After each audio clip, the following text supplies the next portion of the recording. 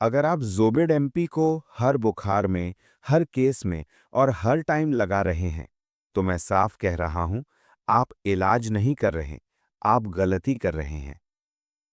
Paracetamol वाला injection low temperature में लगा दिया, लेबर पेन के टाइम दे दिया या गलत रूट से लगा दिया, तो यही ज़ोबिड एमपी जान बचाने की बजाय नुकसान कर सकता है। इस वीडियो में मैं ज़ोबिड एमपी इंजेक्शन की पूरी सच्चाई बताने वाला हूं। क्या है इसका सही यूज, सही डोज, सही टेम्परेचर और वो गलतियां जो 90% लोग रोज कर रहे हैं। वीडियो पूरा देखिए क्योंकि आधी जानकारी पशु की जान ले सकती है। ज़ोबिड एमपी जेनेक्स कंपनी का एक प्रोडक्ट है। ये 100 ml की मल्टी डोज वायल में आता है, यानी इस एक वायल से एक से ज्यादा डोज निकाली जा सकती हैं। एक ज़रूरी बात हमेशा ध्यान रखिए कि जब भी आप मेलॉक्सिकैम और पैरासिटामॉल जैसे दो कॉम्बिनेशन वाले इंजेक्शन का इस्तेमाल करें, तो पहले ये अच्छी तरह देख लें कि सल्यूशन पूरी तरह क्लियर हो। उसके अंदर कोई भी हार्ड पार्टिकल नहीं होना चाहिए। ज़ोबिड एमपी में एमपी का मतलब मेलॉक्सिकैम प्लस पैरासिटामॉल है। ज़ोबिड एम इंजेक्शन में केवल मेलॉक्सिकैम होता है, लेकिन ज़ोबिड एमपी में उसी मेलॉक्सिकैम के साथ पैरासिटामॉल को भी ऐड किया गया है। यही वजह है कि ये सिर्फ अपग्रेड नहीं, बल्कि ज़्यादा असरदार कॉम्बिनेशन बन जाता है। लेकिन सवाल यही है कि इसमें खास क्या है। ज़ोबिड एम में कोई खराबी नहीं है, लेकिन उसकी एक क्लियर लिमिटेशन ज़रूर है। यहीं ज़ोबिड एमपी आगे निकल जाता है, क्योंकि इसमें पैरासिटामॉल भी शामिल किया गया है। पैरासिटामॉल एक एंटीपायरेटिक है। ये इंजेक्शन एक एनाल्जेसिक है, यानी जहां भी दर्द हो रहा हो, वहां दर्द को कम करने में काम आता है। साथ ही ये एंटी इन्फ्लेमेटरी भी है, मतलब शरीर के किसी भी हिस्से में सूजन हो, वहां ये बहुत अच्छा असर दिखाता है। किस किस बीमारी में इसका उपयोग किया जा सकता है, वो मैं आगे डिटेल में बताऊंगा। लेकिन इतना समझ लेना ज़रूरी है कि किसी भी बीमारी में सूजन आई हो, खासकर जब किसी पशु को जहरीले जानवर ने काट लिया हो और शरीर पर सूजन या फफोले बन गए हों, ऐसे मामलों में ये इंजेक्शन सूजन कम करने में बहुत अच्छे रिजल्ट्स देता है। इसके अलावा इसका एंटीपायरेटिक इफेक्ट भी काफ़ी स्ट्रांग होता है। इसके साथ इसकी सबसे बड़ी खासियत यह है कि ये सस्ता है। दूसरे एनाल्जेसिक इंजेक्शंस की तुलना में इसकी कीमत कम होती है। इसी वजह से ज़्यादातर प्रैक्टिशनर्स इसे पसंद करते हैं। इसकी एमआरपी लगभग 198 रुपये है।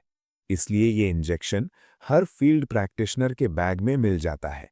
लेकिन एमआरपी समय और जगह के हिसाब से बदल सकती है।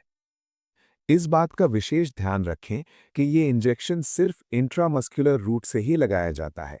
अगर गलती से इसे इंट्रावीनस रूट से लगा दिया गया, तो पशु की मौत तक हो सकती है।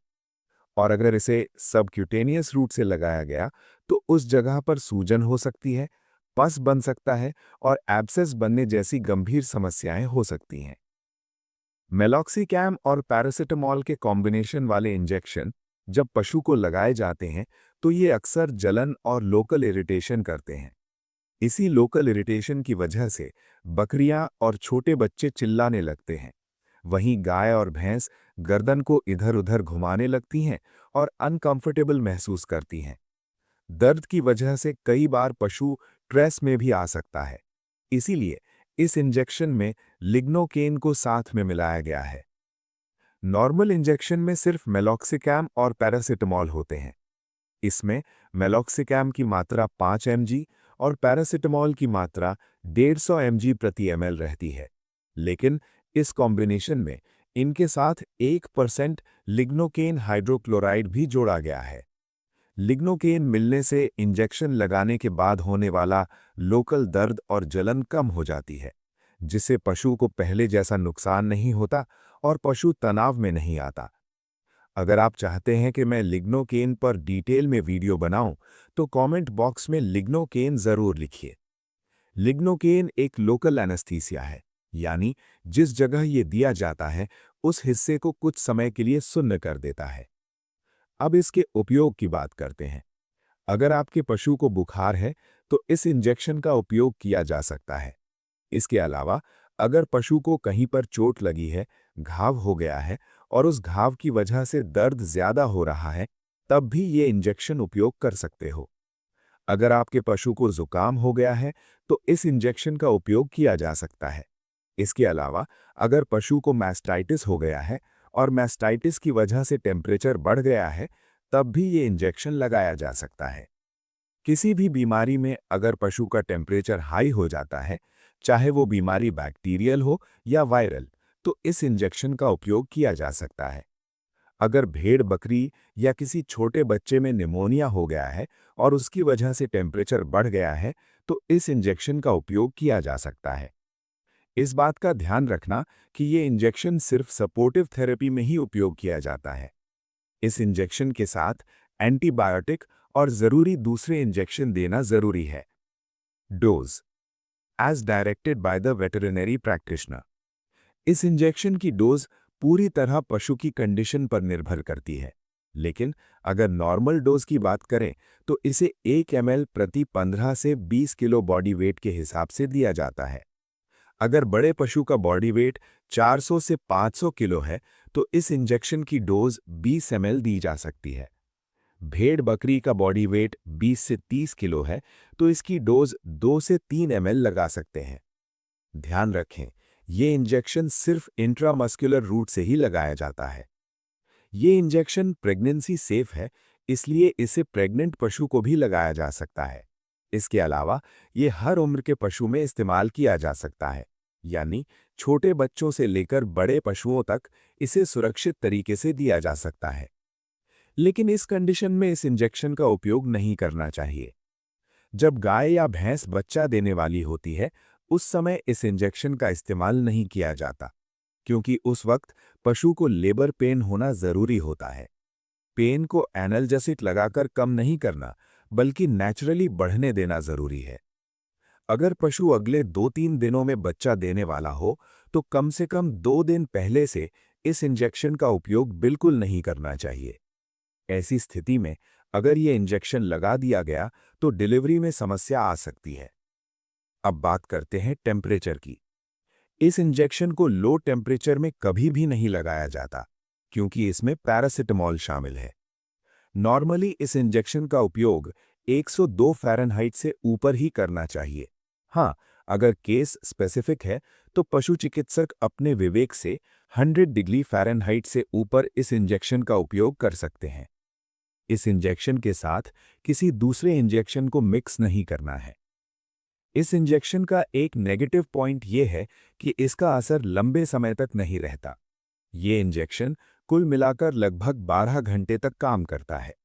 इन 12 घंटों में से पहले 9 से 10 घंटे इसका असर सबसे अच्छा रहता है, जबकि 12 घंटे के आसपास प्रभाव थोड़ा कम हो जाता है। अगर पशु को ज्यादा तकलीफ हो तो इस इंजेक्शन को 12 घंटे के बाद रिपीट किया जा सकता है। कुछ केसों में पशु चिकित्सक इसे 24 आवर्स के गैप पर भी रिपीट करते हैं, लेकिन उस स्थिति में इंजेक्शन का असर हल्का रहता है, पूरा नहीं। Not for human use, for animal treatment only. Storage. इस इंजेक्शन को रूम टेम्परेचर पर ही स्टोर करना है, इसे कभी भी फ्रीज नहीं करना है। ये शेड्यूल एच ड्रग है। इसका उपयोग सिर्फ रजिस्टर्ड वेटरिनरी प्रैक्टिशनर ही कर सकता है। इसे हमेशा रजिस्टर्ड वेटरिनरी प्रैक्टिशनर से ही लगवाना चाहिए। ऐसा बिल्कुल नहीं है कि आपने वीडियो देखा और खुद से इंजेक्शन लगाना शुरू कर दिया, तो इससे पशु को सीधा नुकसान हो सकता है। Withdrawal period. दूध के लिए 7 दिन और मांस के लिए 28 दिन है। कई बार ऐसा होता है कि आप डायरिया, मैस्टाइटिस, पायोमेट्रा जैसे केस में अलग-अलग इंजेक्शन लगाते हो, पाउडर, बॉल्स, लिक्विड सब कुछ दे देते हो, लेकिन फिर भी रिजल्ट नहीं मिलता। ऐसे में सबसे बड़ा सवाल यही होता है कि अब आगे क्या करें, कौन सा इंजेक्शन लगाएं, या फिर गलती कहाँ हो रही है। इसी कंफ्यूजन को क्लियर करने के लिए ये वीडियो पूरा जरूर देखें। अगर आपको ये वीडियो उपयोगी लगा हो तो इसे लाइक करें, शेयर करें और चैनल को सब्सक्राइब जरूर करें। मिलते हैं अगले वीडियो में। धन्यवाद।